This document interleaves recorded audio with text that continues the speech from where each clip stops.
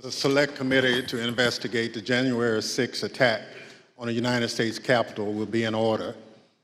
Without objection, the Chair is authorized to declare the committee in recess at any point. Pursuant to House Deposition Authority Regulation 10, the Chair announces the committee's approval to release the deposition material presented during today's hearing. Good morning. Last week, the Select Committee laid out a preview of our initial findings about the conspiracy overseen and directed by Donald Trump to overturn the results of the 2020 presidential election and block the transfer of power, a scheme unprecedented in American history. My colleagues and I don't want to spend time talking about ourselves during these hearings, but as someone who's run for office a few times, I can tell you at the end of a campaign, it all comes down to the numbers. The numbers tell you the winner and the loser. For the most part, the numbers don't lie. But if something doesn't add up with the numbers, you go to court to get resolution. And that's the end of the line. We accept those results. That's what it means to respect the rule of law. That's what it means to seek elective office in our democracy. Because those numbers aren't just numbers, they're votes. They're your votes. They are the will and the voice of the people. And the very least we should expect from any person seeking a position of public trust is the acceptance of the will of the people, win or lose. Donald Trump didn't. He didn't have the numbers, he went to court. He still didn't have the numbers, he lost. But he betrayed the trust of the American people. He ignored the will of the voters. He lied to his supporters and the country. And he tried to remain in office after the people had voted him out, and the courts upheld the will of the people. This morning, we'll tell the story of how Donald Trump lost an election and knew he lost an election, and as a result of his loss, decided to wage an attack on our democracy, an attack on the American people by trying to rob you of your voice in our democracy, and in doing so, lit the fuse that led to the horrific violence of January 6th, when a mob of his supporters stormed the Capitol sent by Donald Trump to stop the transfer of power. Today, my colleague from California, Ms. Lofgren, and our witnesses will detail the Select Committee's findings on these matters. But first, I will recognize our distinguished Vice Chair, Ms. Cheney of Wyoming, for any opening statement she'd care to offer. Thank you very much, Mr. Chairman. Last week, as the Chairman noted, our committee began outlining a 7-part plan overseen by President Trump to overturn the 2020 election. Today, we will begin looking at the initial part of that plan, President Trump's effort to convince millions of Americans that the election was stolen from him by overwhelming fraud. A federal court has already reviewed elements of the committee's evidence on this point and said this, quote, "In the months following the election, numerous credible sources from the president's inner circle to agency leadership and statisticians informed President Trump and Dr. Eastman that there was no evidence of election fraud," close quote, sufficient to overturn the 2020 presidential election. The court's opinion methodically documents each of the principal reasons for that conclusion, and I would urge all those watching to read it. Today, we will begin to show the American people some of our evidence. Today, you will hear much more from former Attorney General Bill Barr's recorded testimony, and you will hear in greater detail what others in the department told President Trump, that his claims of election fraud were nonsense. You will also hear much more from President Trump's own campaign experts, who had also concluded that his fraud claims could not be supported. Let me focus briefly on just 3 points now. First, you will hear firsthand testimony that the president's campaign advisors urged him to await the counting of votes and not to declare victory on election night. The president understood even before the election that many more Biden voters had voted by mail because President Trump ignored the advice of his campaign experts and told his supporters only to vote in person. Donald Trump knew before the election that the counting of those mail-in ballots in several states would not begin until late in the day and would not be complete for multiple days. This was expected, reported, and widely known. You will also hear testimony that President Trump rejected the advice of his campaign experts on election night and instead followed the course recommended by an apparently inebriated Rudy Giuliani to just claim he won and insist that the vote counting stop, to falsely claim everything was fraudulent. He falsely told the American people that the election was not legitimate. In his words, quote, a major fraud. Millions of Americans believed him. Second, pay attention to what Donald Trump and his legal team said repeatedly about Dominion voting machines. Far-flung conspiracies with a deceased Venezuelan communist allegedly pulling the strings. This was, quote, complete nonsense, as Bill Barr said. President Trump's own campaign advisors, his Department of Justice, and his cybersecurity experts all told him the same thing. Here, for example, is White House lawyer Eric Hirschman. His view was shared by many of the Trump team whom we interviewed. I thought the Dominion stuff was, I never saw any evidence whatsoever to sustain those allegations. And third, as Mike Pence's staff started to get a sense for what Donald Trump had planned for January 6th, they called the campaign experts to give them a briefing on election fraud and all the other election claims. On January 2nd, the general counsel of the Trump campaign, Matthew Morgan, this is the campaign's chief lawyer, summarized what the campaign had concluded weeks earlier, that none of the arguments about fraud or anything else could actually change the outcome of the election. Generally discussed on that topic was whether the fraud, maladministration, abuse, or irregularities, if aggregated and read most favorably to the campaign, would that be outcome determinative? And I think everyone's assessment in the room, at least amongst the staff, Mark Short, myself, and Greg Jacob, was that it was not sufficient to be outcome determinative. As is obvious, this was before the attack on the Capitol. The Trump campaign legal team knew there was no legitimate argument, fraud, irregularities, or anything to overturn the election.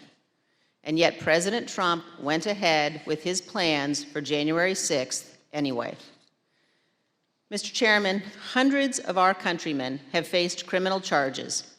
Many are serving criminal sentences because they believed what Donald Trump said about the election, and they acted on it. They came to Washington, D.C. at his request. They marched on the Capitol at his request. And hundreds of them besieged and invaded the building at the heart of our constitutional republic. As one conservative editorial board put it recently, quote, Mr. Trump betrayed his supporters by conning them on January 6th, and he is still doing it.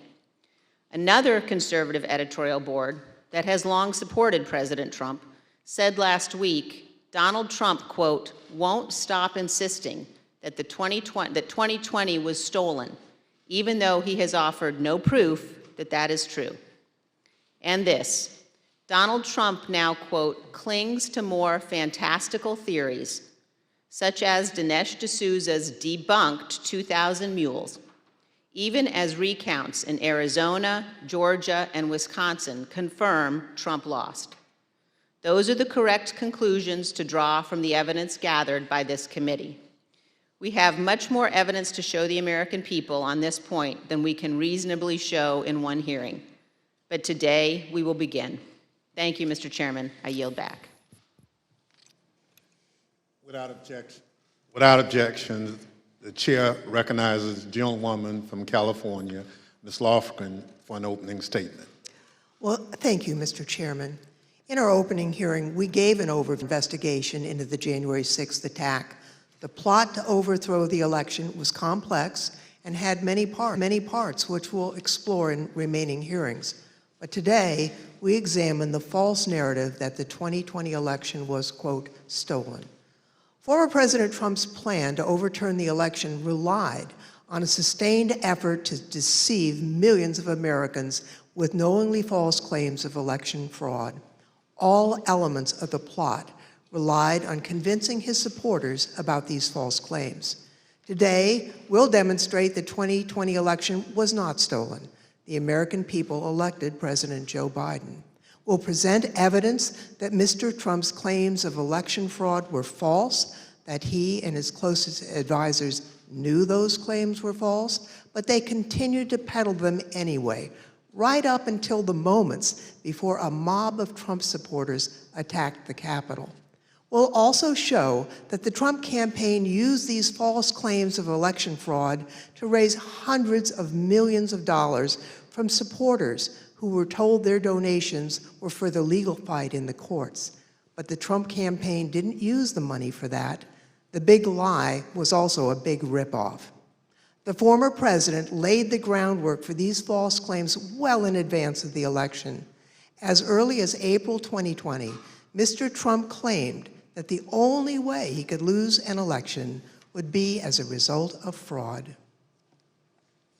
You know the things with bundling and all of the things that are happening with votes by mail, where thousands of votes are gathered, and I'm not going to say which party does it, but thousands of votes are gathered and they come in and they're dumped in a location, and then all of a sudden you lose elections that you think you're going to win. The only way we're going to lose this election is if the election is rigged. Remember that. It's the only way we're going to lose this election. This is going to be a fraud like you've never seen. Did you see what's going on? Take a look at West Virginia, mailmen selling the ballots. They're being sold. They're being dumped in rivers. This is a horrible thing for our country. This is not going to end well. Mr. Trump decided even before the election that regardless of the facts and the truth, if he lost the election, he would claim it was rigged. Mr. Trump was right about one thing. It did not end well. On election night, Mr. Trump claimed even before the votes were counted that his loss was a result of fraud. Now, Thursday, we had testimony from Attorney General Barr about the Department of Justice investigation of Mr. Trump's fraud claims. Barr told Trump directly that his claims were BS. Yet, after hearing the truth and that warning from the AG, Mr. Trump continued to peddle the false claims of fraud. You'll hear detailed testimony from Attorney General Barr describing the various election fraud claims the Department of Justice investigated. He'll tell you how he told Mr. Trump repeatedly that there was no merit to those claims.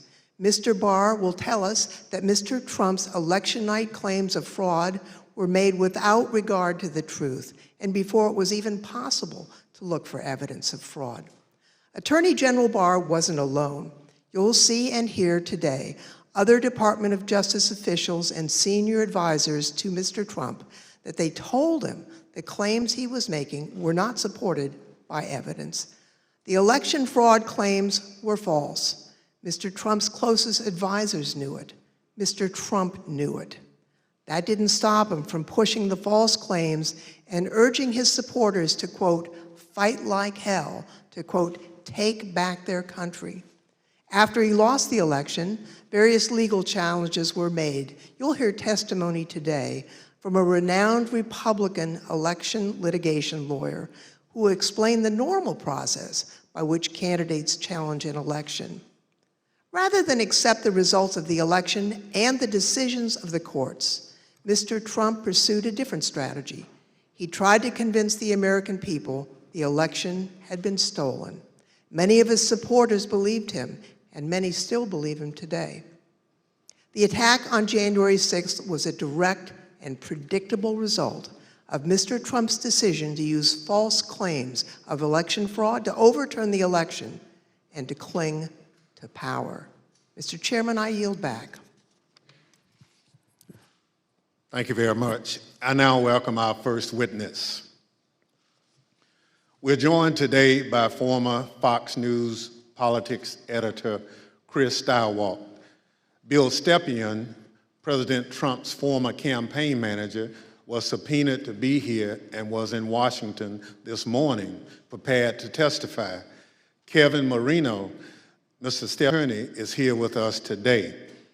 Thank you, Mr. Marino, for coming. And he has advised us that Mr. Stepien's wife went into labor this morning. Mr. Stepien unexpectedly had to travel to be with his wife, and we wish him the best. Due to the depth and rigor of our investigation, we have several hours of Mr. Stepien's testimony from when we interviewed him in February, and we will be presenting that testimony today. I'll now swear in our witness. The witness will please stand and raise his right hand. Do you swear or affirm under penalty of perjury that the testimony you're about to give is the truth, the whole truth, and nothing but the truth, so help you God? Thank you. You may be seated. Let the record reflect the witness answered in the affirmative.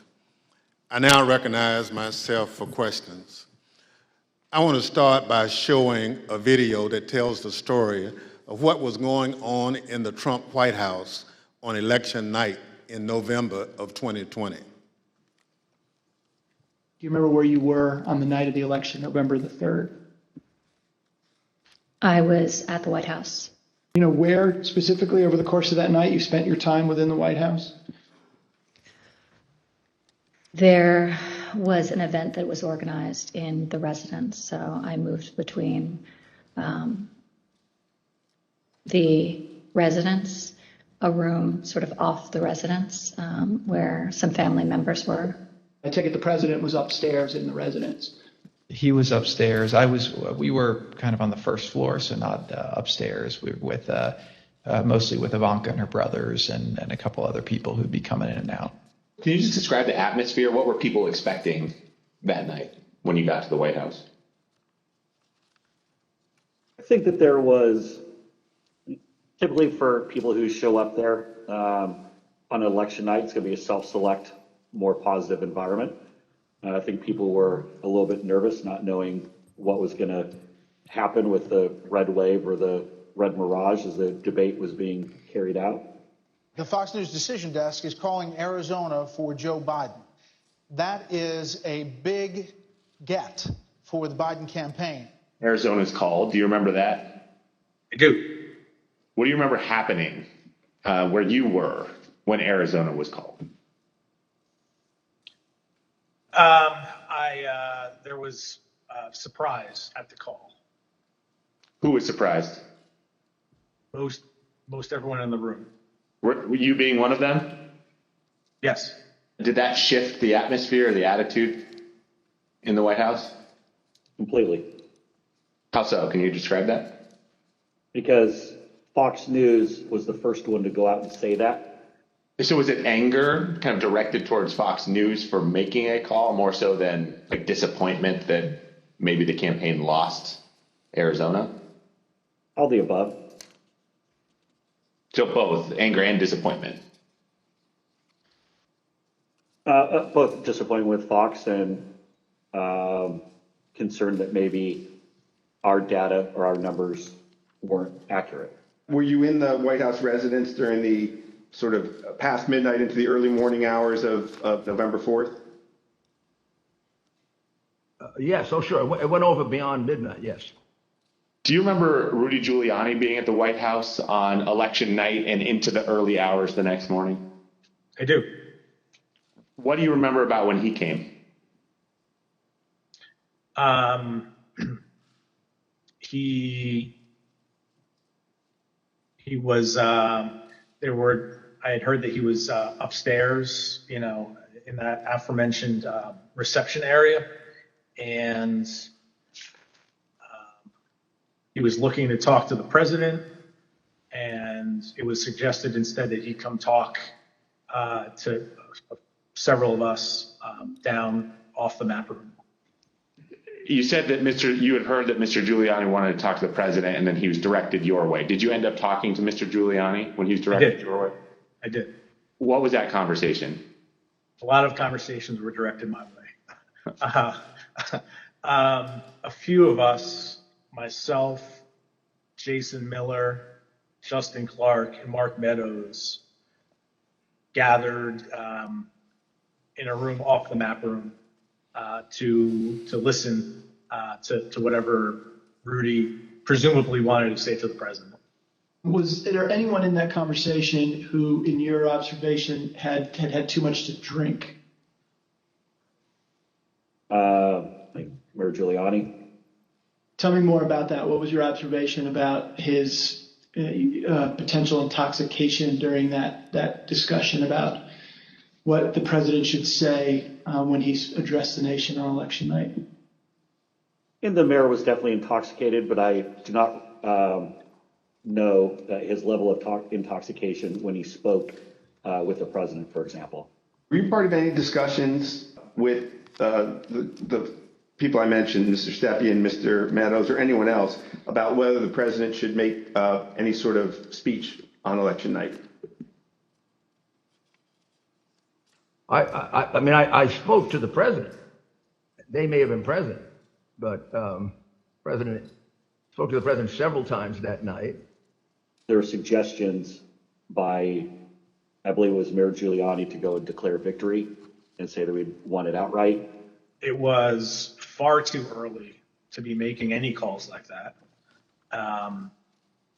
Ballots were still being counted. Ballots were still going to be counted for days. And it was far too early to be making any proclamation like that. I remember saying that, to the best of my memory, I was saying that we should not go and declare victory until we had a better sense of the numbers. Okay, can you be more specific about that conversation, in particular what Mayor Giuliani said, your response, and then anybody else in the room's response? I think effectively Mayor Giuliani was saying, we won it, they're stealing it from us, where'd all the votes come from? We need to go say that we won. And essentially that anyone who didn't agree with that position was being weak. What was your view at the time as to what he should or shouldn't say?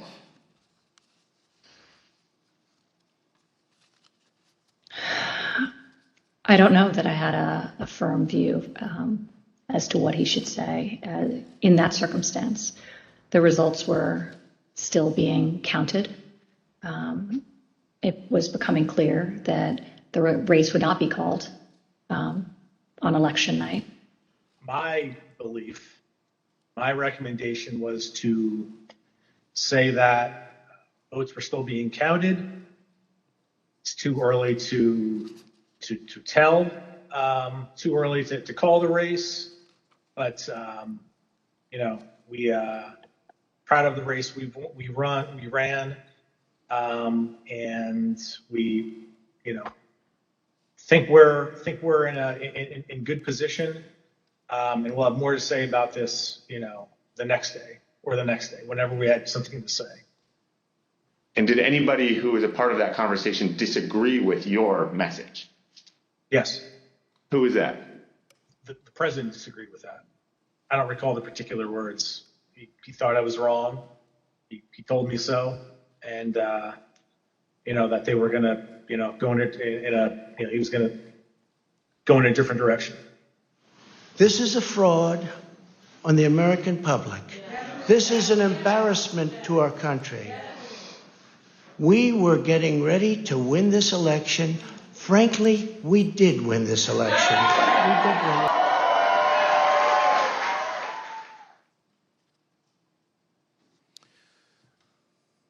Mr. Steiwalt, did President Trump have any basis to declare victory on November 4th, 2020? Thank you. Mr. Stepien also testified that President Trump had no basis for declaring victory at that point in time.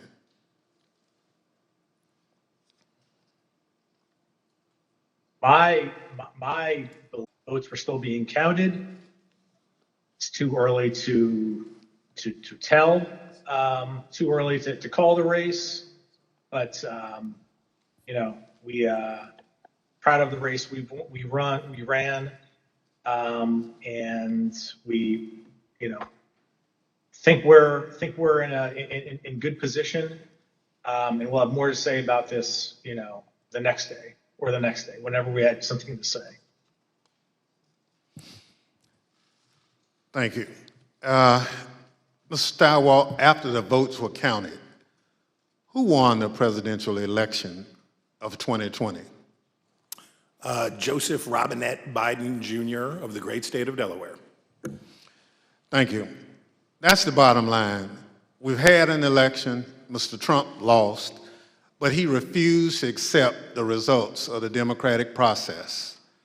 Pursuant to Section 5C8 of House Resolution 503, I now recognize the gentlewoman from California, Ms. Lofgren, for questions. Well, thank you, Mr. Chairman. Mr. Schauwald, I'd like you to explain a term that was thrown around a lot during the election, and that's the so-called red mirage. What does that mean? So in the 40 or 50 years, let's say, that Americans have increasingly chosen to vote by mail or early or absentee, Democrats prefer that method of voting more than Republicans do. So basically, in every election, Republicans win Election Day and Democrats win the early vote. And then you wait and start counting, and it depends on which ones you count first, but usually it's Election Day votes that get counted first. And you see the Republicans shoot ahead, and then the process of bailing and binding and unbinding all those mail-in votes. And some states like Pennsylvania refuse to count the votes first. So in every election, and certainly a national election, you expect to see the Republican with a lead, but it's not really a lead.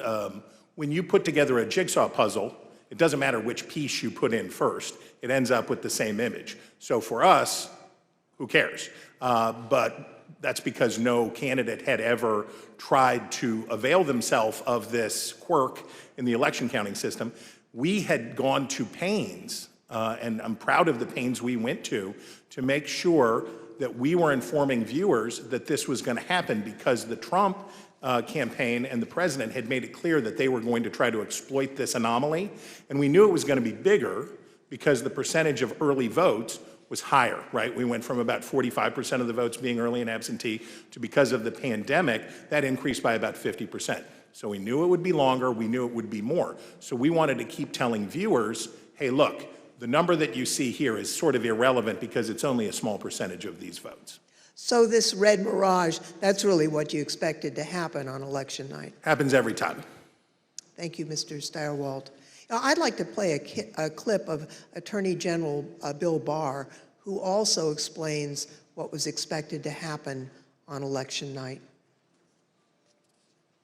Right out of the box on election night, the president claimed that there was major fraud underway. I mean, this happened, as far as I could tell, before there was actually any potential of looking at evidence. And it seemed to be based on the dynamic that at the end of the evening, a lot of Democratic votes came in, which changed the vote counts in certain states. And that seemed to be the basis for this broad claim that there was major fraud. And I didn't think much of that because people had been talking for weeks, and everyone understood for weeks that that was going to be what happened on election night. Mr. Stepien obviously could not be with us today, and it's proper for him to be with his wife as they welcome their child. But he also had discussions with the president about the red mirage, that is, that it would be a long night and that early votes would favor him, but that lots more votes would be counted over the course of the night and the days after. So let's play clip 1 from our interview with Mr. Stepien. I recounted back to that conversation with him, in which I said, just like I said in 2016 was going to be a long night, I told him in 2020 that it was going to be a process again, as the early returns are going to be, positive, and we're going to, be watching the returns of ballots as, they rolled in thereafter. So is it fair to say you're trying to present what you thought would be a realistic picture of what might happen over the course of that night, being election night? That night and the days that followed. Yeah, I always told the president the truth, and I think he expected that from me, and I told him it was going to be a process. It was going to be, we're going to have to wait and see how this turned out. So I just like I did in 2016, I did the same thing in 2020. So let's watch a short clip of President Trump speaking after he received that information from his campaign advisors. We want all voting to stop. We don't want them to find any ballots at 4 o'clock in the morning and add them to the list. So when former President Trump said that, it contradicted what his advisors had warned would happen. We all know that mail-in ballots played an important role in the 2020 election. However, President Trump continuously discouraged mail-in voting.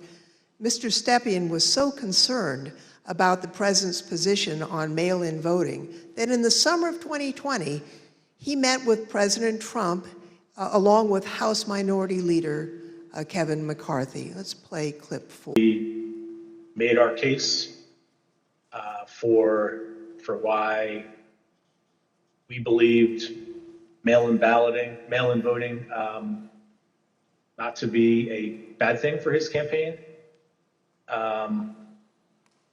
But the president's mind was made up, and you understand, how many times to, go to the well on a particular topic. Yeah, I understand. Tell me a little bit more about the argument that you and Mr. McCarthy made to the president in that meeting as to why it wasn't a bad thing that mail-in voting was available. Largely two pillars to that argument, both of which I've previously mentioned. One, leaving a good deal to chance, pushing or urging your voters to vote only on election day leaves a lot to chance. That's A. And B, also previously mentioned, the fact that the Trump campaign, the Republican National Committee, the Republican Party had an advantage of grassroots workers and volunteers on the ground that would allow, an advantage to enhance return rates of ballots that were mailed. Those were the two pillars of the argument. I see. And what, if anything, do you recall Representative McCarthy saying during that meeting? We were echoing the same argument. I mean, his words echoed mine, and vice versa on those two topics. Mr. Stirewalt, you were at the decision desk at Fox News on election night, and you called Arizona early for President Biden, which was controversial. How did you make that call, and where did you think the race stood in the early hours of the next day? Well, it was really controversial to our competitors who we beat so badly by making the correct call first. Our decision desk was the best in the business, and I was very proud to be a part of it. Because we had partnered with the Associated Press and the National Opinion Research Center at the University of Chicago, thanks to my colleague and friend Arnon Mishkin, had built a wonderful device for forecasting the outcomes of elections. So we had a different set of data than our competitors did. We had more research, and we had a better system, and we had a great team. So what you're waiting to see is, do the actual votes match up with the expectations in the poll? The real votes are testing the quality of your poll in targeted precincts and places. And let me tell you, our poll in Arizona was beautiful, and it was doing just what we wanted it to do, and it was cooking up just right. And at some point, and I forget exactly who, but at some point it became clear that Arizona was getting ready to make a call. So my boss, Bill Salmon, said we're not making any call until everybody says yes, because that was always our policy, unanimity. And you have to understand, in this room, you have, the best. People from academia, Democrats, Republicans, a broad cross-section of people who had worked together for a decade, who are really serious about this stuff. So we knew it would be a consequential call because it was one of 5 states that really mattered, right? Wisconsin, Michigan, Pennsylvania, Georgia, Arizona were the ones that we were watching. We knew it would be significant to call any one of those 5, but we already knew Trump's chances were very small and getting smaller based on what we had seen. So we were able to make the call early. We were able to beat the competition. We looked around the room, everybody says yay, and on we go. And by the time we found out how much everybody was freaking out and losing their minds over this call, we were already trying to call the next state. We had already moved on. We were to Georgia, we were to North Carolina, we were looking at these other states. So we thought we were pleased, but not surprised. I see. After the election, as of November 7th, in your judgment, what were the chances of President Trump winning the election? After that point? Yes. None. I mean, I guess it's always possible that you could have, a truckload of ballots be found somewhere, I suppose. But once you get into this space, ahead of today, I thought about what are the largest margins that could ever be overturned by a recount, and the kind of stuff that we heard Mike Pence talking about, sounding like a normal Republican that night when he said, we'll keep every challenge. Nothing like that. In a recount, you're talking about hundreds of votes. A race, one of the things that we would think about is it outside the margin of a recount? And when we think about that margin, we think about, in modern history, you're talking about 1,000 votes, 1,500 votes at the way, way outside. Normally, you're talking about hundreds of votes, maybe 300 votes that are going to change. So the idea that through any normal process in any of these states, remember, he had to do it thrice, right? He needed 3 of these states to change. And in order to do that, I mean, you're at an infant. You're better off to play the Powerball than to have that come in. On November 7th, the other major news outlets called the race for President Biden. Now, Mr. Stepien told the committee that he thought the odds were, and this is a quote, very, very, very bleak, and held a meeting with the president that same day. Let's show clip 8. Video clip 8. I mean, with each day that wore on, the trajectory of the race, on election night, Trump ahead in many states, and as that week wore on, as the 3rd became the 4th, became the 5th, and so on and so forth, and the vote by mail ballots were tabulated, Trump's lead, grew more narrow, and in some places, Biden surpassed, Trump in the vote totals. So as the week wore on, as we paid attention to those numbers multiple times a day, internally, I was feeling less confident for sure. What was your view on the state of the election at that point? Very, very, very bleak.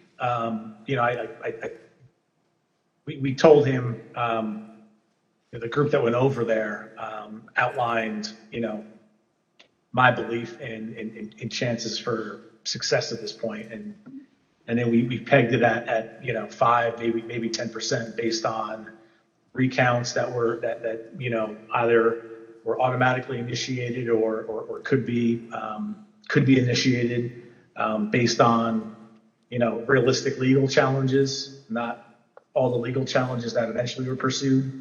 But it was, my belief is that it was a very, very, 5 to 10% is not a very good optimistic outlook. Now, as President Trump and others continued to claim that the election was stolen, there were lawyers who were a part of the campaign lawyers, who were responsible for investigating the fraud claims. That includes Alex Cannon, who could not validate the claims that were being made, including those being made by the president. Let's roll video 15. 13. This is an email. It's two emails, actually. The first is from Alex Cannon to you and Faith McPherson. And then you forward that email on to Mark Meadows, Justin Clark, and Jason Miller, the subject being AZ Federal ID voters. If you look at the original email there, it says, Bill, we completed the AZ analysis you requested. I assume that's about Arizona. And because of the substantial uncertainty surrounding the databases, this is a highly unreliable way to identify ineligible voters. Can you explain the task that you gave to Ms. Cannon for this Arizona analysis? Sure. Previously, I described some of my frustration with some of the claims that people would throw at President Trump regarding, need to look at this, this happened in this state or that happened in that state. And it would be, those would flow to us to look into. I talked about that before, I think. Yep. This is an example of that. I recall in Arizona, someone had thrown out, I believe this to be the claim, that there were thousands of illegal citizens, people not eligible to vote, having cast their ballots in Arizona. Someone had thrown out that claim to President Trump. And with, the margins being as close as they were, as I previously described, that could potentially matter. So this wild claim is thrown out, which, on its face didn't seem, realistic or possible to me. I asked Alex to look at the claim, and I haven't read this full email, but I recall the response to that. The reality of that was not illegal citizens voting in the election. I think it was like overseas voters voting in the election. So obviously, people who were eligible to vote. When these findings were passed up the chain to President Trump, he became frustrated and he replaced the campaign's legal team. Let's play clip 14. I think the president, it was during the second week where things like you displayed were occurring, where he was, growing increasingly unhappy with, his team, me less so because I was less involved at this point, but still me, growing increasingly unhappy with Justin Clark, and that kind of, paved the way for, Justin to be moved out and Mayor Giuliani to be moved in as the person in charge of, the legal side of the campaign and, for all intents and purposes, the campaign at that point. Now, when Mr. Stepien became campaign manager, he was the second Trump campaign manager for the 2020 race, and there were only about 115 days until Election Day. So let's play the video. I inherited a campaign that was, the day I was hired was, I believe, President Trump's low point in the 2020 daily average polling against President Biden. It was a campaign at a low point in the polls. There was a great deal wrong with the campaign in both of those in both of those areas. So most of my day spent fixing and I think I took over with 115 days left in the campaign. Most of my time was spent fixing the things that could be fixed with 115 days left in the campaign. Now, Mr. Stepien has been in the campaign field for a long time, and he worked for lots of different candidates and campaigns. He testified to this committee about his concerns given the claims that Mr. Giuliani and Ms. Powell and their team were making publicly. Let's play clip 15. Okay, and was it important for you, Mr. Stepien, to sort of pull back just for your own professional reputation? You didn't want to be associated with some of what you were hearing from the Giuliani team and others that sort of stepped in the wake of your departure? I didn't mind being categorized. There were two groups of, we called them kind of my team and Rudy's team. I didn't mind being characterized as being part of Team Normal, as reporters, kind of started to do around that point in time. I said, hours ago, early on that, I've been doing this for a long time, 25 years, and I've spanned, political ideologies from Trump to McCain to Bush to Christie, and, I can work under a lot of circumstances for a lot of varied, candidates and politicians, but a situation where, and I think along the way I've built up a pretty good, I hope, a good reputation for being honest and professional, and I didn't think what was happening was necessarily honest or professional at that point in time. So that led to me stepping away. So the president did get rid of Team Normal, and I'd like to play a clip showing that the president found the people.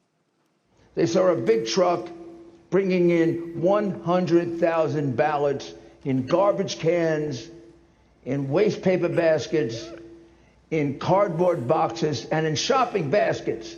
And every single one of them was for Biden, because they were being notified by Smartmatic in Frankfurt that Biden was way behind and they better come up with a lot more ballots. And we can prove every single thing I just said.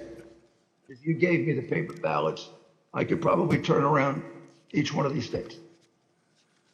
I'm absolutely convinced if you let me examine each one of those ballots, I'd pull out enough that were fraudulent that it would shake the hell out of the country. It can set and run an algorithm that probably ran all over the country to take a certain percentage of votes from President Trump and flip them to President Biden, which we might never have uncovered had the votes for President Trump not been so overwhelming in so many of these states that it broke the algorithm. I remember that one of the things Mark said at some point was, you can't show an actual vote was flipped, which I found at the time to be a remarkable assertion, because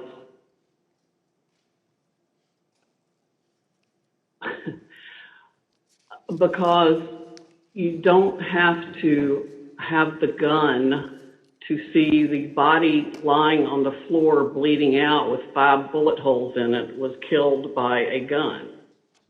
What they were proposing, I thought was nuts. And the theory was also completely nuts, right? I mean, it was a combination of Italians, Germans. I mean, different things have been floating around as to who was involved. I remember Hugo Chavez, and a Venezuelan, she has an affidavit from somebody who says they wrote a software in, it's something with the Philippines, and just all over the radar. Did you ever share, Mr. Kushner, your view of Mr. Giuliani? Did you ever share your perspective about him with the president?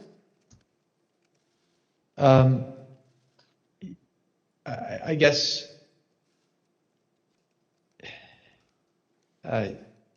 yes. Tell me what you said. Basically, not the approach I would take if I was you. Okay, and how did he react? How did President Trump react when you shared that view with him? We said, I have confidence in Rudy. I think I had conversations with probably all of our council who are signed up to assist on Election Day as they disengaged with the campaign. The general consensus was that the law firms were not comfortable making the arguments that Rudy Giuliani was making publicly. I seem to recall that I had a similar conversation with most all of them. I made it clear I did not agree with the out this stuff, which I told the president was bullshit. And, I didn't want to be a part of it, and that's one of the reasons that went into me deciding to leave when I did. Even Sidney Powell, defending herself in a defamation lawsuit brought by Dominion Voting Systems, argued that, quote, no reasonable person would conclude that her statements were truly statements of fact. Mr. Chairman, I yield back. I thank the witness for joining us today. The first panel is now dismissed.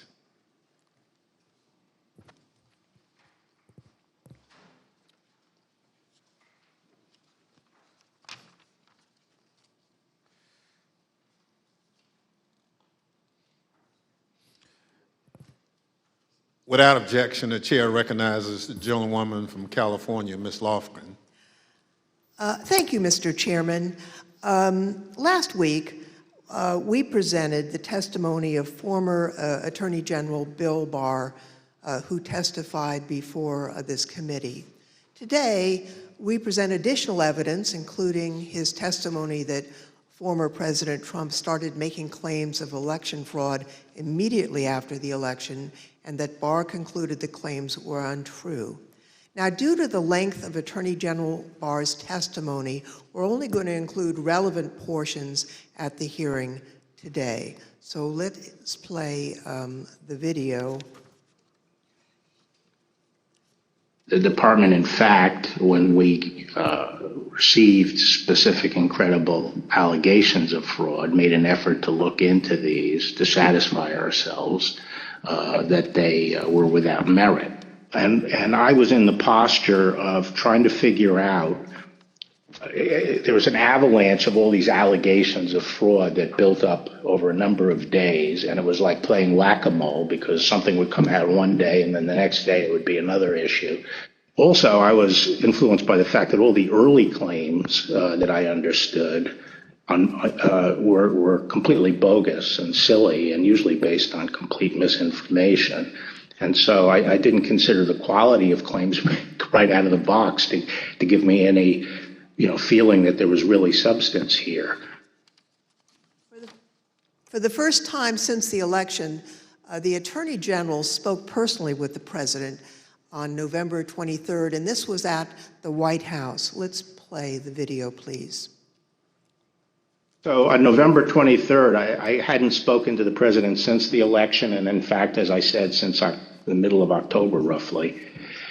And it was a little getting awkward because obviously he had lost the election and I hadn't said anything to him. And so Cipollone said, I think it's time you come over here.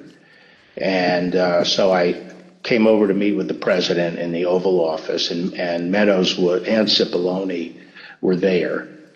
And the President, and this is leading up to this conversation with Kushner, the President said there had been major fraud and that as soon as the facts were out, the results of the election would be reversed. And he went on this for quite a while, as he's prone to do. And then he got to something that I was expecting, which is to say that apparently the Department of Justice doesn't think that it has a role of looking into these fraud claims. And I said, that has to be the campaign that raises that with the state. The department doesn't take sides in elections, and the department is not an extension of your legal team. And our role is to investigate fraud, and we'll look at something if it's specific, credible, and could have affected the outcome of the election. And we're doing that, and it's just not. They're just not meritorious. They're not panning out. And as I walked out of the Oval Office, Jared was there with Dan Scavino, who ran the President's social media, and who I thought was a reasonable guy and believe is a reasonable guy.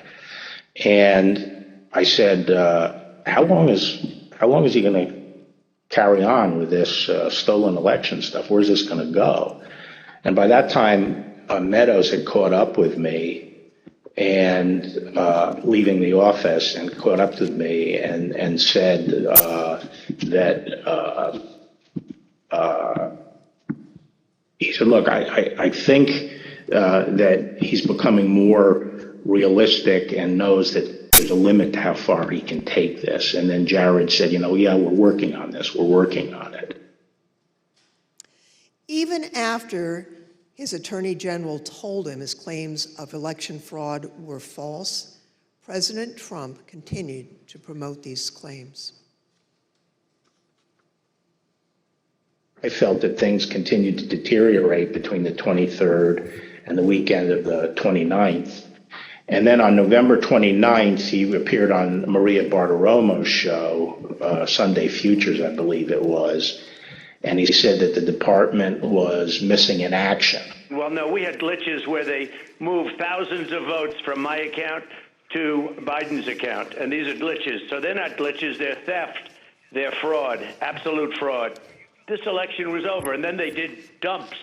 They call them dumps, big, massive dumps in Michigan and Pennsylvania and all over. How the FBI and Department of Justice, I don't know, maybe they're involved, but how people are allowed to get away from this stuff with this stuff is unbelievable. Now, spurred by what he saw, Barr told the Associated Press on December 1st that there was no evidence of election fraud. And immediately after Attorney General Barr's statement went public, Mr. Trump berated and he nearly fired Barr. But Barr persisted in telling the president that there was no evidence to support the fraud claims. This got under my skin, but I also felt it was time for me to say something. So I set up a lunch with the AP reporter, Mike Balsamo, and I told him at lunch, I made the statement that to date we have not seen fraud on a scale that could have affected a different outcome in the election. I had a later meeting scheduled at the White House at 3:00 with Meadows. This was previously scheduled, so I knew this was going to come up, and I went over there and I told my secretary that I thought I would probably be fired and told not to go home. I mean, not to go back to my office. So I said, you might have to pack up for me. And so when I got over there, I met with the chief of staff. He said the president was angry. He didn't really get into the issue of the fraud. And then I went up to Pat Cipollone's office and we were talking with each other. And word came down that he wanted us both to go to the Oval. And the president was as mad as I've ever seen him, and he was trying to control himself. And the president said, well, this is, killing me. You didn't have to say this. You must have said this because you hate Trump. You hate Trump. And then he raised the big vote dump, as he called it, in Detroit. And that, he said people saw boxes coming into the counting station at all hours of the morning and so forth. And I explained to him that at that point, I knew the exact number of precincts in Detroit. I think it was 630 something. I said, Mr. President, there are 630 precincts in Detroit, and unlike elsewhere in the state, they centralized the counting process, so they're not counted in each precinct. They're moved to counting stations, and so the normal process would involve boxes coming in at all different hours. So there's nothing. And I said, did anyone point out to you, did all the people complaining about it point out to you, you actually did better in Detroit than you did last time? I mean, there's no indication of fraud in Detroit. And I told him that the stuff that his people were shoveling out to the public was bullshit. I mean, that the claims of fraud were bullshit. And, he was indignant about that. And I reiterated that they'd wasted a whole month on these claims on the Dominion voting machines, and they were idiotic claims. And I specifically raised the Dominion voting machines, which I found to be among the most disturbing allegations. Disturbing in the sense that I saw absolutely zero basis for the allegations, but they were made in such a sensational way that they obviously were influencing a lot of people, members of the public, that there was this systemic corruption in the system and that their votes didn't count and that these machines controlled by somebody else were actually determining it, which was complete nonsense. And it was being laid out there. And I told them that it was crazy stuff and they were wasting their time. Okay, so the very next day, the president released a video rehashing some of the very same claims that his chief law enforcement officer had told him were, quote, nonsense. Here's an example. This is Michigan. At 6:31 in the morning, a vote dump of 149,772 votes came in unexpectedly. We were winning by a lot.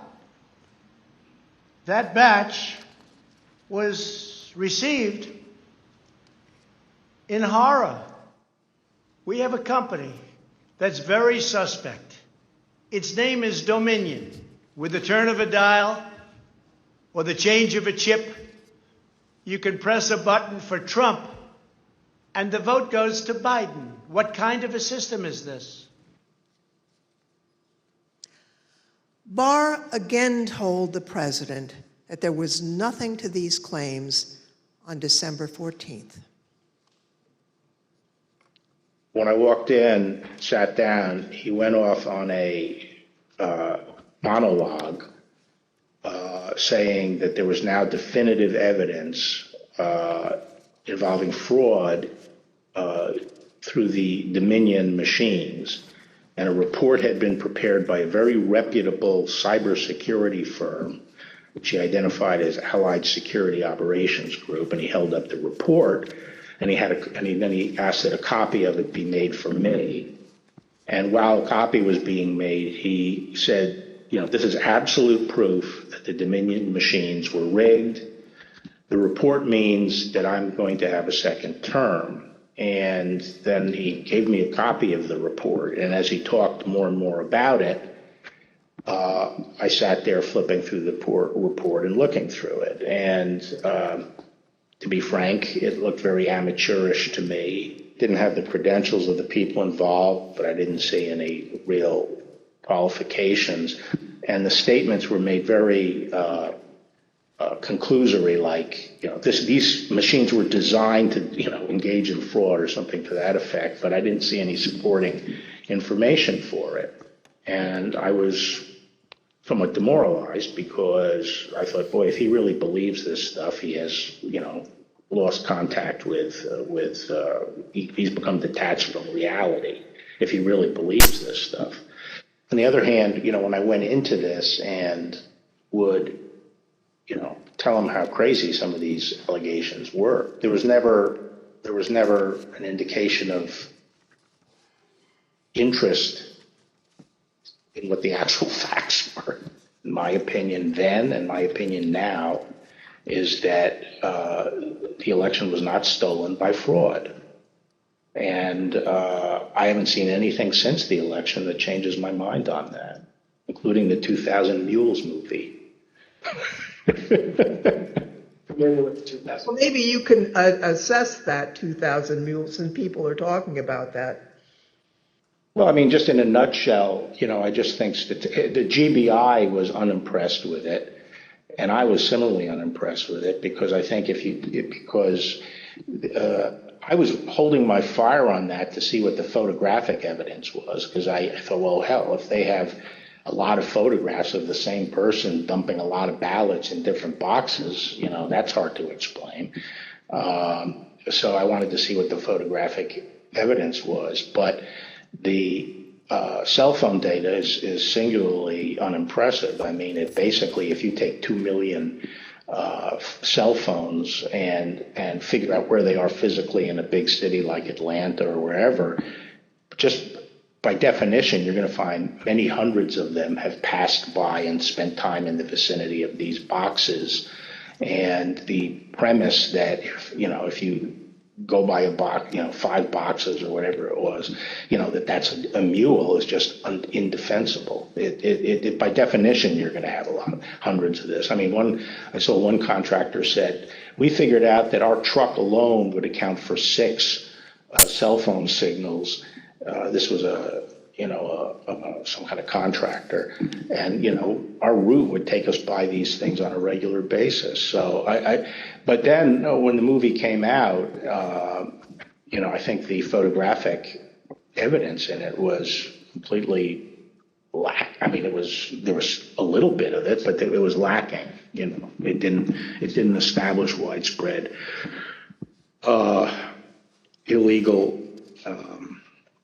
harvesting. The other thing is people don't understand is that it's not clear that even if you can show harvesting, that changes the results of the election. The courts are not going to throw out votes and then figure out what votes were harvested and throw them out. It's still the burden on the challenging party to show that illegal votes were cast. Votes were the result of undue influence or bribes, or there was really, the person was non compos mentis.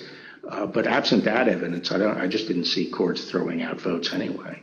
I felt that before the election, it was possible to be listening, and I didn't think it was, that I was inclined not to stay around if he wasn't listening to advice from me or his other cabinet secretaries. So on December 14th, Barr quit.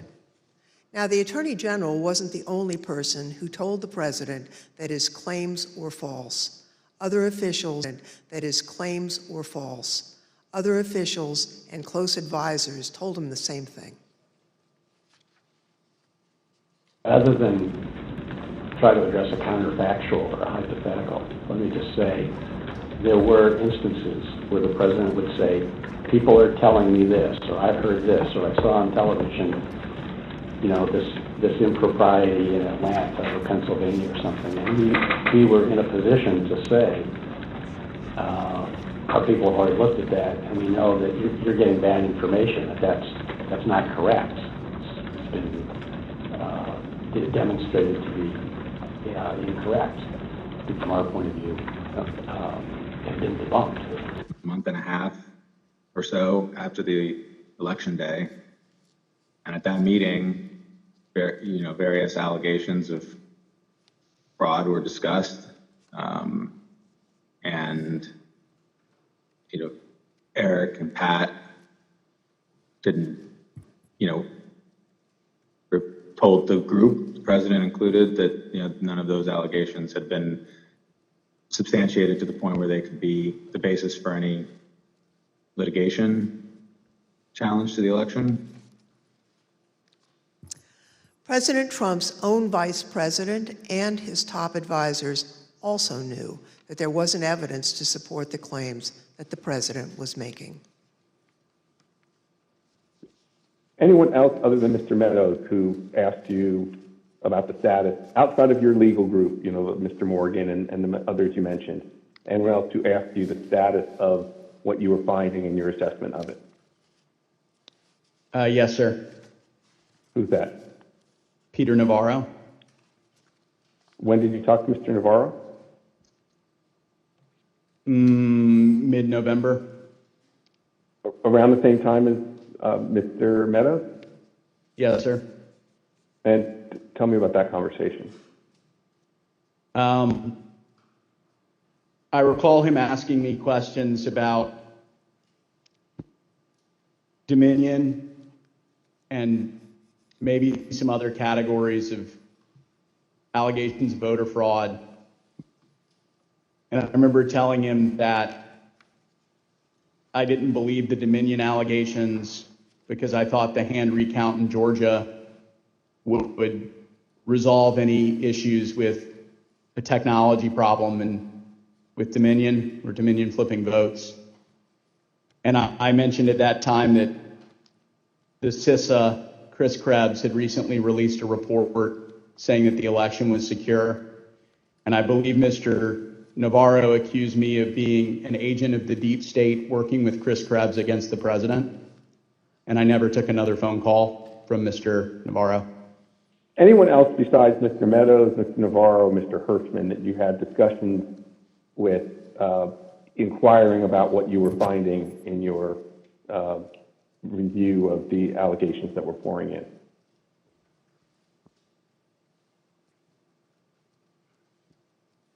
I believe I had about a 15-second conversation with the vice president about it as well. When was that? During one of the visits to the White House. I don't know which one. I think it was the first one in November. I had met him briefly at the campaign, and he remembered me and saw me. And he asked what I was doing on the campaign, and I told him that, you know, we were looking into some of the issues related to voter fraud. And he asked me, I don't remember his exact words, but he asked me if we were finding anything.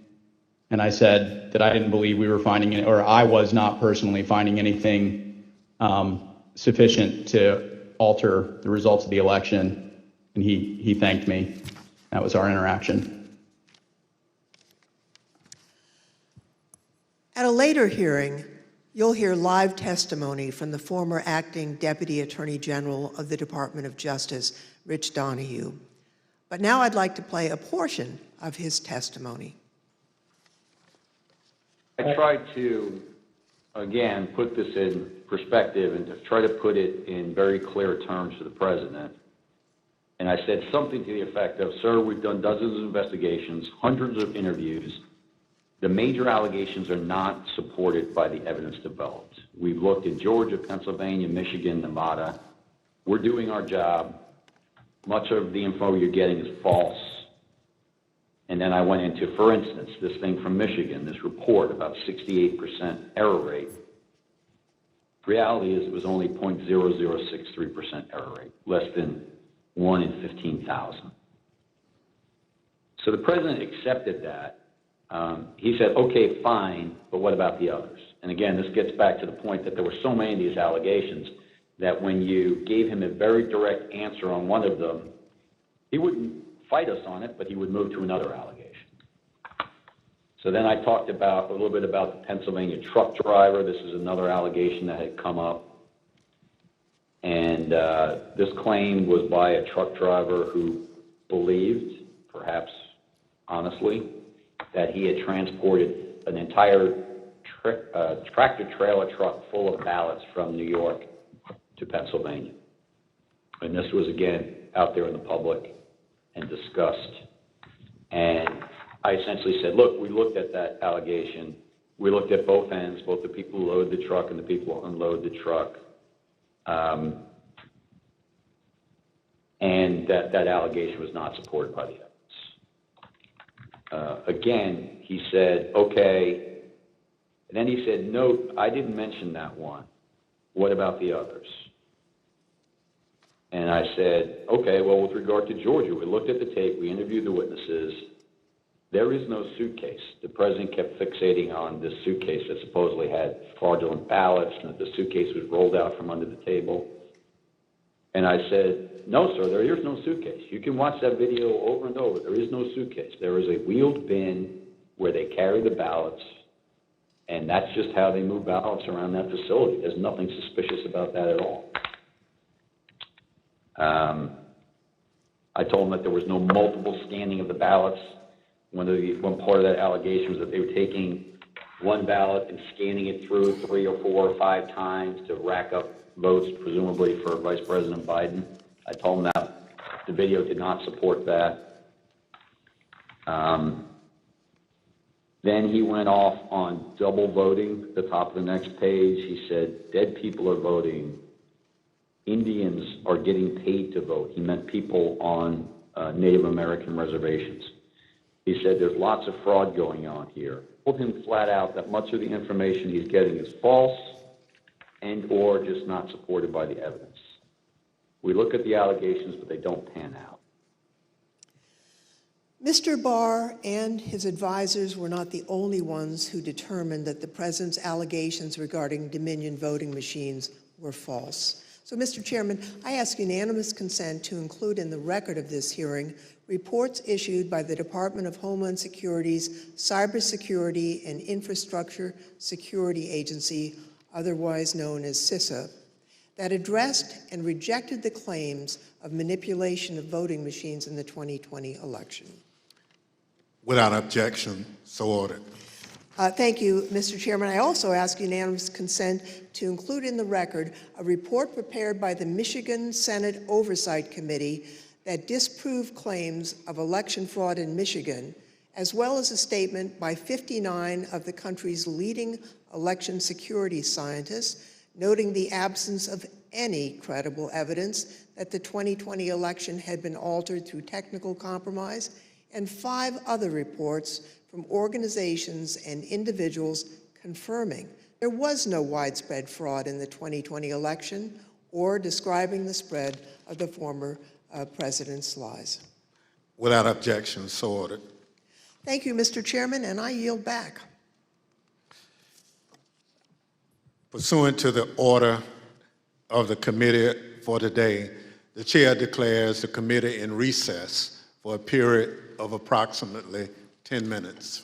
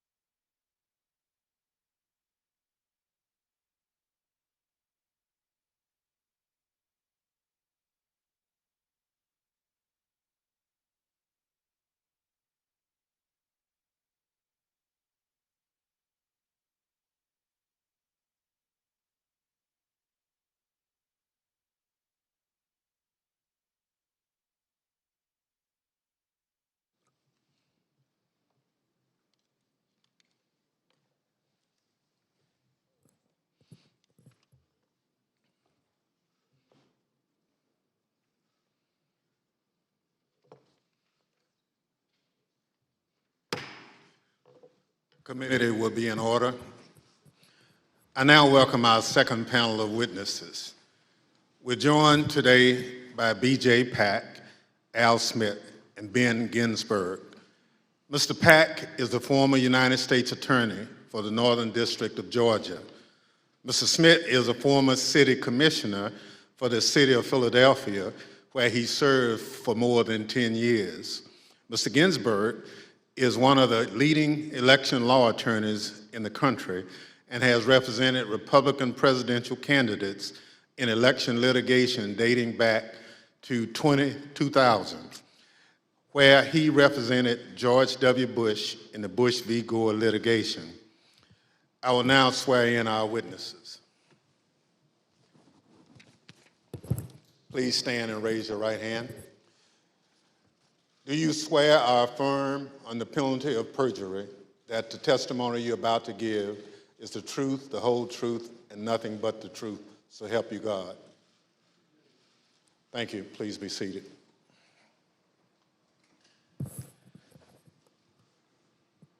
Let the record reflect the witnesses answered in the affirmative.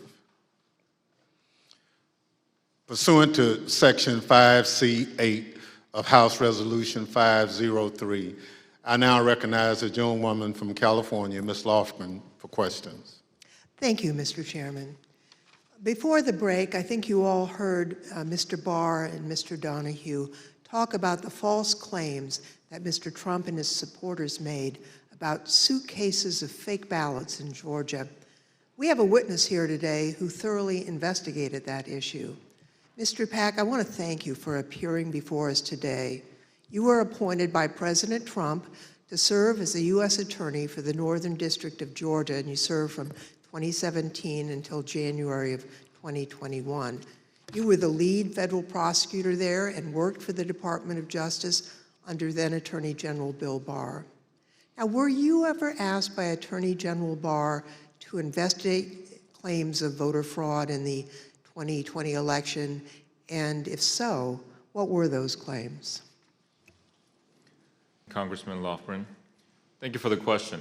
Approximately December 4th, I believe, of 2020, Attorney General Barr and I had a conversation about an unrelated case to the case at issue.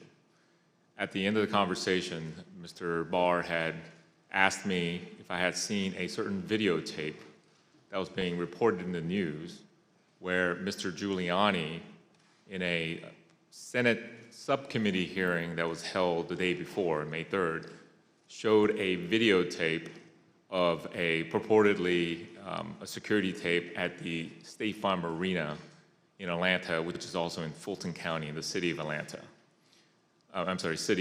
Yes. At the time, Mr.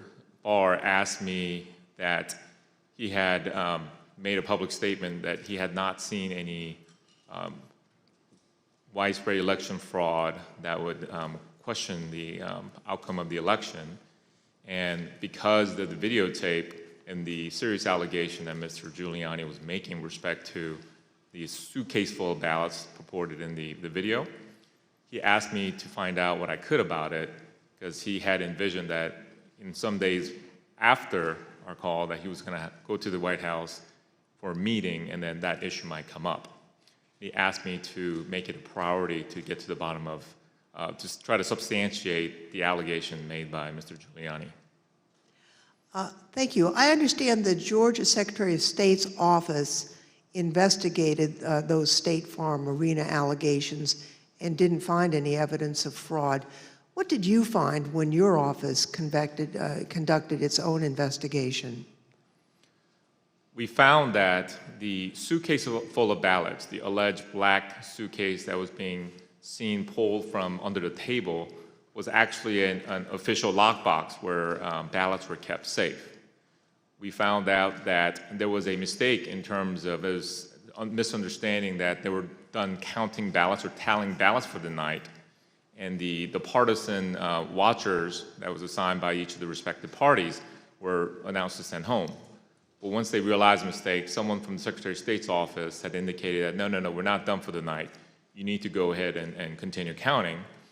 So once they packed up the lockbox full of ballots, they brought back the official ballot box again and continue to tally the ballots from the lockbox. Unfortunately, during the Senate hearing, Mr. Giuliani only played a clip that showed them pulling out the official ballot box from under the table and referring to that as a smoking gun of fraud in Fulton County. But in actuality, in review of the entire video, it showed that that was actually an official ballot box that was kept underneath the tables. And then we saw them pack up because of the announcement that they thought they were done for the night. And then once the announcement was made that you should continue counting, they brought the ballot box back out and they continued to count. The FBI interviewed the individuals that are depicted in the videos that purportedly were double, triple counting of the ballots, and determined that nothing irregular happened in the counting, and the allegations made by Mr. Giuliani were false. Thank you very much. I'd like to play again a testimony from Mr. Donahue, who appeared before the committee before today. Mr. Donahue, we talked at some length about whether or not the White House or the president was informed about the Antrim report. On the results of the investigations, the interviews that have gone on Fulton County, how would those results have been communicated to the White House, to the president? I don't know how they were initially communicated. I do know that they came up in subsequent conversations with the president, and Dag Rose and I essentially told him, we looked into that, and it's just not true. Okay, so he was informed. I told the president myself that several times in several conversations, that these allegations about ballots being smuggled in a suitcase and run through the machine several times, it was not true. That we looked at the video, we interviewed the witnesses, it was not true. Mr. Pack, after you left the U.S. Attorney's Office on January 4th, 2021, did the next U.S. Attorney there, I think Mr. Trump's personal pick, Bobby Christine, did he investigate any remaining claims of fraud? And if so, did he find any evidence that supported the president's claims of voter fraud? It is my understanding that Mr. Christine continued any investigations that were pending at the time of my departure, but he was unable to find any evidence of fraud that affected the outcome of the election. So after investigating the president's and Mr. Giuliani's claims about voter fraud in Georgia, is it your view today that there was no evidence of widespread fraud sufficient to undermine confidence in the outcome of the election in Georgia? That is correct. Thank you, Mr. Pack. And I want to thank you also for the service that you've given to our country. We appreciate that. Next, I'd like to turn to President Trump's false allegations about election integrity in Philadelphia. The Attorney General discussed these allegations at some length. You know, the idea, the president has repeatedly suggested that there was some kind of outpouring of unexpected votes in inner city areas like Philadelphia. As recently as January 13th, when he walked off the NPR set, he was asked by the interviewer, what's your evidence of fraud? And he said, more people voted in Philadelphia than there were voters. And that was absolute rubbish. The turnout in Philadelphia was in line with the state's turnout. And in fact, it was not as impressive as many suburban counties. And there was nothing strange about the Philadelphia turnout. It wasn't like there was all these unexpected votes that came out in Philadelphia. So, I think once you actually look at the votes, and then there's an obvious explanation. For example, in Pennsylvania, Trump ran weaker than the Republican ticket generally. He ran weaker than two of the state candidates. He ran weaker than the congressional delegation running for federal Congress, and he ran weaker than the Republican, I think. I haven't looked at this recently, but he generally was a weak element on the Republican ticket. So that does not suggest that the election was stolen by fraud. How about Pennsylvania and Bill McSwain? We were talking to the U.S. Attorney in Philadelphia about an alleged discrepancy between the number of absentee ballots issued and the number of ballots cast. Right. So that was one of the big ones for a period of time. I think that was raised at Gettysburg by Giuliani or something like that. But it kept on being repeated, and I found it annoying because it didn't seem that it was right. So I called McSwain, and he got back to me. He said, no, the problem is that Mastriano threw out this number, and what he did was he mixed apples and oranges. He took the number of applications for the Republican primary, and he compared it to the number of absentee votes cast in the general election. But once you actually go and look and compare apples to apples, there's no discrepancy at all. And, that's one of I think at some point I covered that with the president. We have another witness here today who has detailed knowledge about the election process in Philadelphia. Mr. Schmidt, at the time of the 2020 presidential election, you were serving as the only Republican member of Philadelphia's three-member city commission, which is responsible for overseeing elections throughout the city. Is that correct? That's correct, Congressperson. So President Trump made numerous claims regarding fraudulent voting practices in Philadelphia, including the claim that dead people were voting. In fact, Mr. Ju told Pennsylvania state legislators that 8,000 dead people voted in Pennsylvania. You investigated those claims of voter fraud. Can you tell us what you found? Not only was there not evidence of 8,000 dead voters voting in Pennsylvania, there wasn't evidence of 8. We took seriously every case that was referred to us, no matter how fantastical, no matter how absurd, and took every one of those seriously, including these. As it turns out, even Mr. Trump's campaign lawyers knew that the dead voter claims weren't valid. I guess the crooks in Philadelphia are disappointed in this. They only submitted 8,021 ballots from dead people, mail-in ballots for dead people. It's probably easier for dead people to submit mail-in ballots than it is to vote in person. Rudy was at this stage of his life and the same ability to manage things at this level or not. And obviously, I think Bernie Kerik publicly said it. They never proved the allegations that they were making, and they were trying to develop. Mr. Schmidt, on November 11th, 2020, President Trump tweeted about you, saying, and here's a quote, "A guy named Al Schmidt, a Philadelphia commissioner and so-called Republican, or rhino, is being used big time by the fake news media to explain how honest things were with respect to the election in Philadelphia. He refuses to look at a mountain of corruption, dishonesty. We win." As a result of that tweet and the CNN interview you gave where you stated the dead voter claims in Pennsylvania were false, you and your staff were subjected to disturbing threats. Can you tell us about that? The threats prior to that tweet, and on some level it feels almost silly to talk about a tweet, but we can really see the impact that they have, because prior to that, the threats were pretty general in nature. Corrupt election officials in Philadelphia are going to get what's coming to them. You're what the Second Amendment is for. You're walking into the lion's den, all sorts of things like that.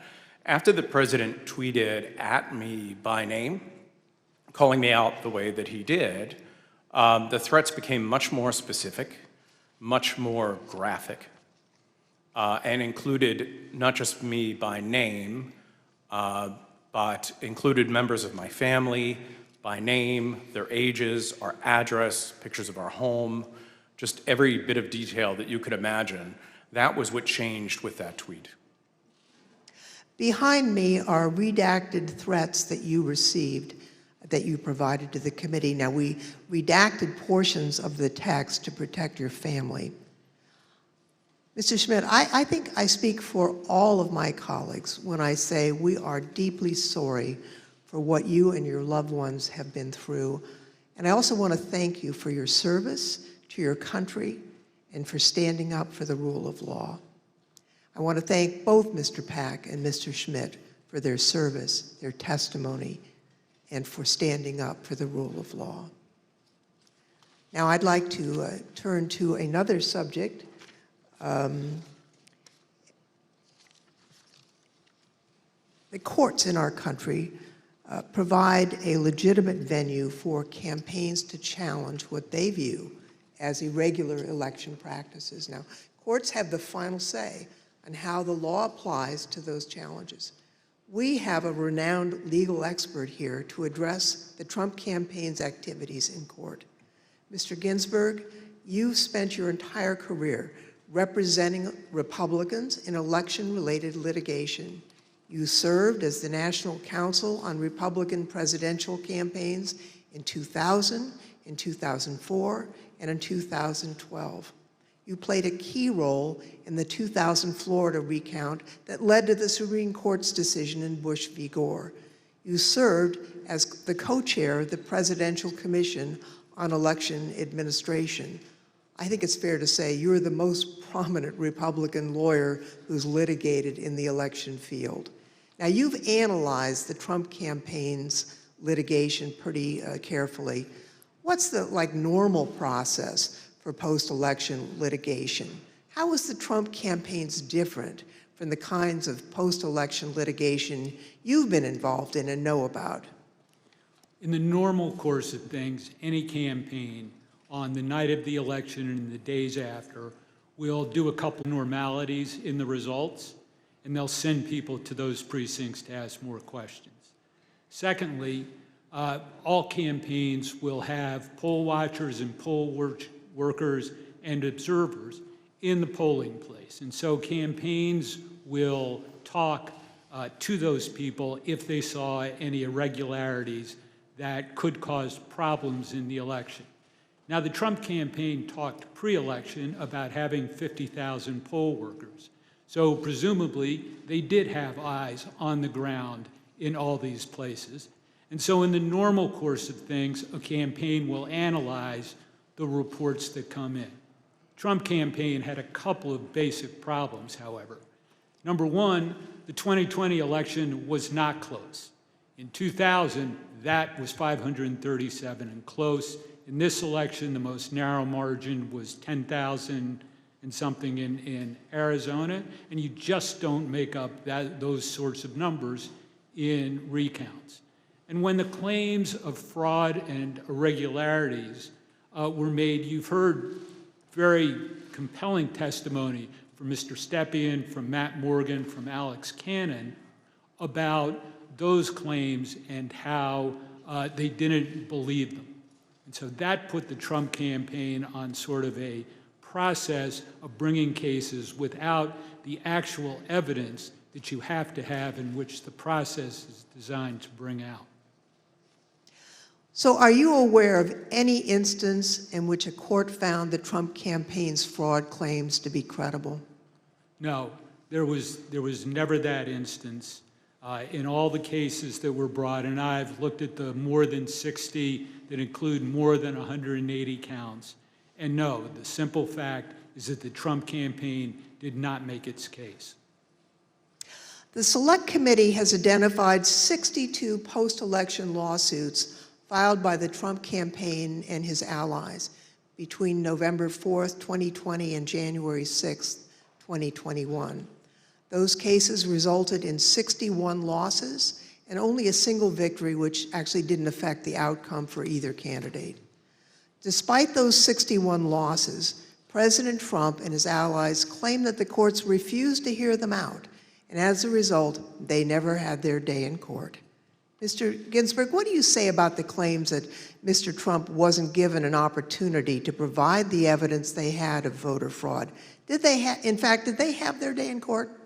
They did have their day in court. About half of those cases that you mentioned were dismissed at the procedural stage for a lack of standing. The proper people didn't bring the case, or there wasn't sufficient evidence and it got dismissed on a motion to dismiss.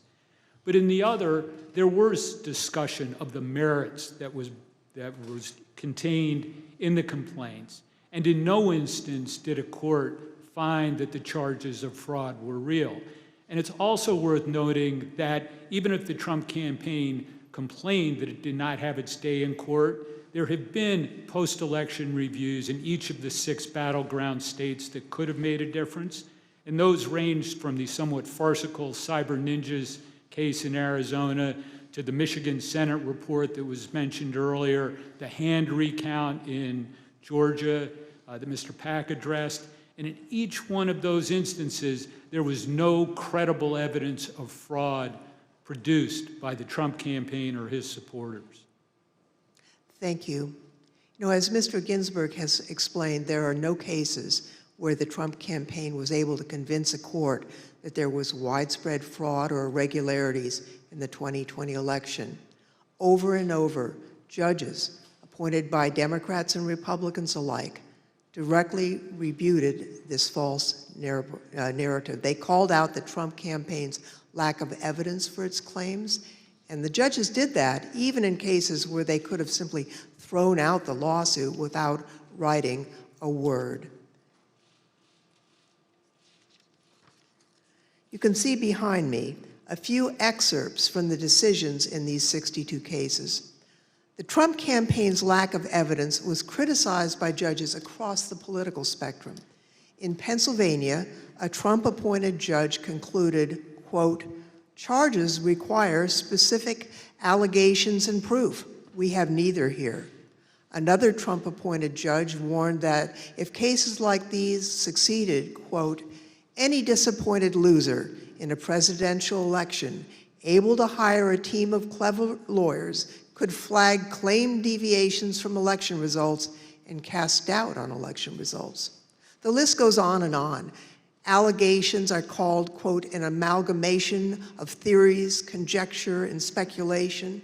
In another, strained legal arguments without merit, unsupported by evidence, derived from wholly unreliable sources, a fundamental and obvious misreading of the Constitution. The rejection of President Trump's litigation efforts was overwhelming. 22 federal judges appointed by Republican presidents, including 10 appointed by President Trump himself, and at least 24 elected or appointed Republican state judges dismissed the president's claims. At least 11 lawyers have been referred for disciplinary proceedings due to bad faith and baseless efforts to undermine the outcome of the 2020 presidential election. Rudy Giuliani had his license to practice law suspended in New York, and just this week, a newly filed complaint will potentially make his suspension from practicing law in D.C. permanent. And as we've just heard from perhaps the most preeminent Republican election lawyer in recent history, the Trump campaign's unprecedented effort to overturn its election loss in court was a deeply damaging abuse of the judicial process. As stated by U.S. District Court Judge David Carter, this was, quote, "a coup in search of a legal theory." Thank you, Mr. Chairman. I yield back. I want to thank our witnesses for joining us today. The members of the Select Committee may have additional questions for today's witnesses, and we ask that you respond expeditiously in writing to those questions. Without objection, members will be permitted 10 business days to submit statements for the record, including opening remarks and additional questions for the witnesses. The second panel of witnesses is now dismissed.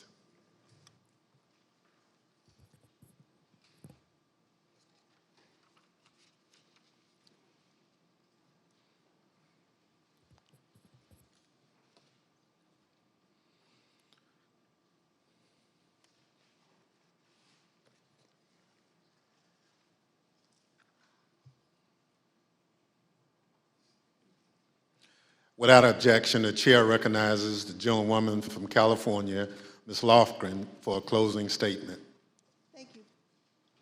Thank you, Mr. Chairman. Now that we understand the litigation efforts by President Trump and his allies, I'd like to present additional actions taken by the Trump campaign during this time. President Trump continued to push the stolen election narrative, even though he and his allies knew that their litigation efforts, making the same claim, had failed. Now, it's worth pointing out that litigation generally does not continue past the safe harbor date of December 14th. But the fact that this litigation went on, well, that decision makes more sense when you consider the Trump campaign's fundraising tactics. Because if the litigation had stopped on December 14th, there would have been no fight to defend the election and no clear path to continue to raise millions of dollars. Mr. Chairman, at this time, I'd ask for unanimous consent to include in the record a video presentation describing how President Trump used the lies he told to raise millions of dollars from the American people. These fundraising schemes were also part of the effort to disseminate the false claims of election fraud. Without objection, so My name is Amanda Wick, and I'm senior in the Select Committee to investigate the January 6th attack on the United States Capitol. Between Election Day and January 6th, the Trump campaign sent millions of fundraising emails to Trump supporters, sometimes as many as 25 a day. The emails claimed the, quote, left-wing mob was undermining the election, implored supporters to, quote, step up to protect the integrity of the election, and encouraged them to, quote, fight back. But as the Select Committee has demonstrated, the Trump campaign knew these claims of voter fraud were false, yet they continued to barrage small-dollar donors with emails, encouraging them to donate to something called the Official Election Defense Fund. The Select Committee discovered no such fund existed. I don't believe there is actually a fund called the Election Defense Fund. Is it fair to say that the Election Defense Fund was another, I think we called it a marketing tactic? Yes. And tell us about these funds as marketing tactics. Just a topic matter where money could potentially go to be, how money could potentially be used. The claims that the election was stolen were so successful, President Trump and his allies raised $250 million, nearly $100 million in the first week after the election. On November 9th, 2020, President Trump created a separate entity called the Save America PAC. Most of the money raised went to this newly created PAC, not to election-related litigation. The Select Committee discovered that the Save America PAC made millions of dollars of contributions to pro-Trump organizations, including $1 million to Trump Chief of Staff Mark Meadows' charitable foundation, $1 million to the America First Policy Institute, a conservative organization which employs several former Trump administration officials, $204,857 to the Trump Hotel Collection, and over $5 million to Event Strategies, Inc., the company that ran President Trump's January 6th rally on the Ellipse. All of us here today do not want to see our election victory stolen by emboldened radical left Democrats, which is what they're doing. The evidence developed by the Select Committee highlights how the Trump campaign aggressively pushed false election claims to fundraise, telling supporters it would be used to fight voter fraud that did not exist. The emails continued through January 6th, even as President Trump spoke on the Ellipse. 30 minutes after the last fundraising email was sent, the Capitol was breached.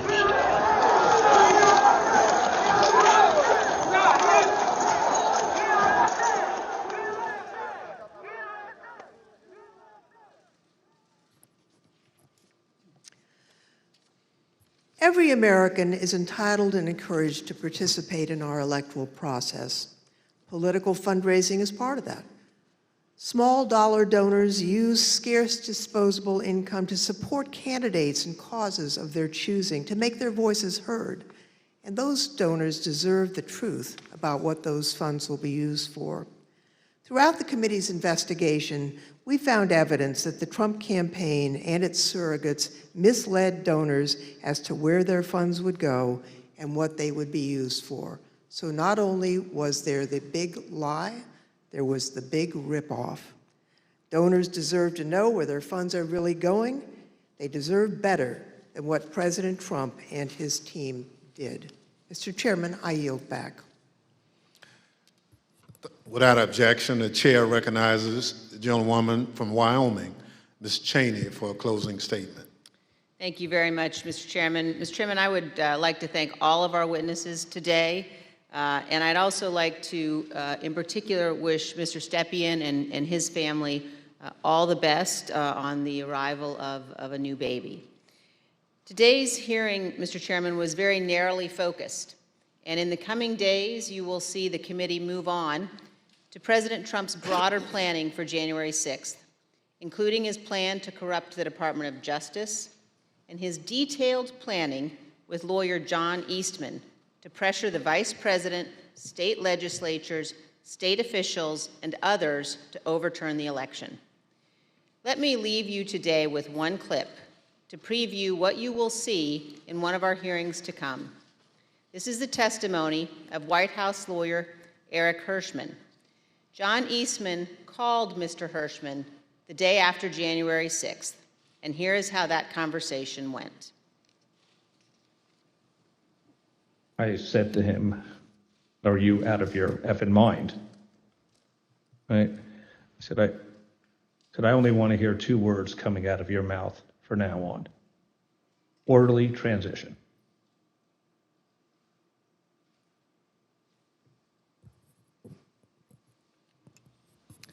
Thank you, Mr. Chairman. I yield back.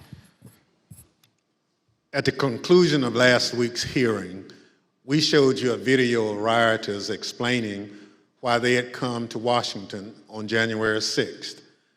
It was because Donald Trump told them to be here.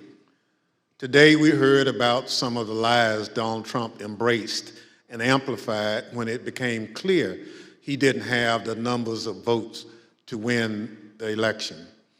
We heard about how officials at different levels of government explored claims of fraud and found no evidence, yet the former president continued to repeat those false claims over and over again.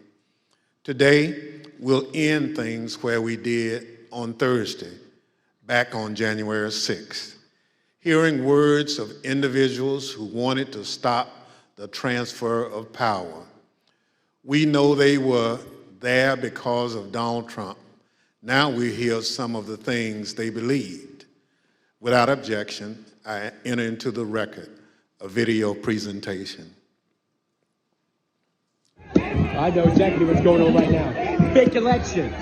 They think they're gonna fucking cheat us out of our vote and put communist fucking Biden in office. It ain't fucking happening today, buddy.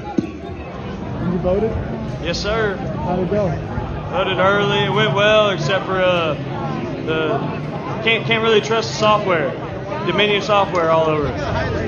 We voted, and right in the top right-hand corner of the Dominion voting machine that we used, there was a Wi-Fi symbol with 5 bars. So that most definitely connected to the internet, without a doubt. So they stole that from us twice. We're not doing it anymore. We're not taking it anymore. So we're standing up, we're here, and whatever happens, we're not laying down again. I'm from Pennsylvania. It didn't work. It absolutely worked. It didn't work. No. Trust the system. 200,000 people that weren't even registered voted. 430,000 votes disappeared from President Trump's tally. And you can't stand there and tell me that it worked. I don't want to say that what we're doing is right. But if the election's being stolen, what is it going to take?